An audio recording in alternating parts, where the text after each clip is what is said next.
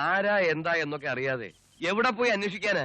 അങ്ങനെ പറയരുത് സർ. അപ്പച്ചനെ അവർ... നീ ഇങ്ങനെ കിടന്ന് പിടച്ചിട്ട് വലിയ കാര്യമൊന്നുമില്ല. ആ പിന്നെ നിന്റെ തന്തയും അത്ര നല്ല പുള്ളിയൊന്നും അല്ലല്ലോ. എന്തെങ്കിലും കുരുത്തക്കേട് അയാളും കാണിച്ചിരിക്കും. എന്റെ അപ്പച്ചൻ ഇതുവരെ ആർക്കും ഒരു ദ്രോഹം ചെയ്തിട്ടില്ല സർ. അത് ശരി. എന്താ അവന്മാര് ഒരു തമാശ കാണിച്ചതായിരിക്കും. എടോ ഖാദറെ,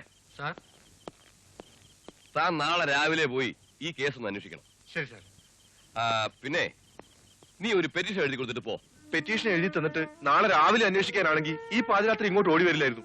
അല്പം കൂടി മനുഷ്യത്വമായിട്ട് പെരുമാറണം സർ. ഓഹോ, നീ എന്നെ മനുഷ്യത്വം പഠിപ്പിക്കാമെന്നാണോടാ?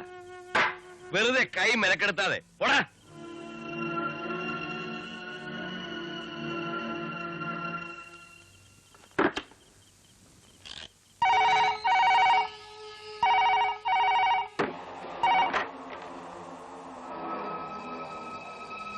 അനന്തംപിള്ള, 8 വീട്ടിൽ അനന്തംപിള്ള.